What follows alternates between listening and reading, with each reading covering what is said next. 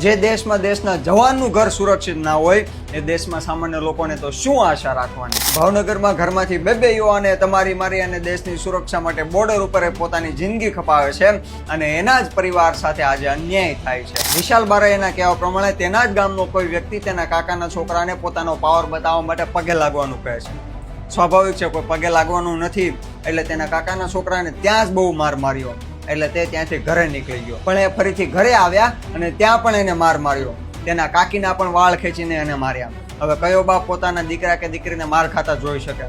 એના કાકા અને એના પપ્પા એ બંને એને રોકે છે અને ત્યાં પણ એકબીજા સાથે મારપીટ થાય છે। આ બધું થઈ ગયા પછી જે વ્યક્તિ પગે લગાડતો હતો એ પોલીસ ફરિયાદ કરે છે અને આ લોકો પણ ફરિયાદ કરે છે, પણ આ પરિવારનો દાવો છે કે અમારા ઉપર મોટી મોટી કલમો નાખી અને અમને ફસાવવા માંગે છે અને જે અમે ફરિયાદ લખાવી છે એ ફરિયાદ સાચી ફરિયાદ લખી જ નથી। ભાવનગર પોલીસને આટલી વિનંતી છે કે આ ઘરમાંથી બે જવાને દેશની રક્ષા કરે છે, તમારી ને મારી રક્ષા કરે છે, તો આ કેસમાં ઈમાનદારીથી એ ફરીથી તપાસ કરી અને ખરેખરમાં જે દોષી છે એને સજા થવી જોઈએ। હવે ભાવનગર પોલીસ સુધી આ વિડીયો પહોંચાડવાની એ જવાબદારી તમારી છે। કમેન્ટમાં ભાવનગર પોલીસના પેજને મેન્શન કરી દેજો અને જે કમેન્ટ ના કરી શકે એ વિડીયોને રીપોસ્ટ કરી દેજો।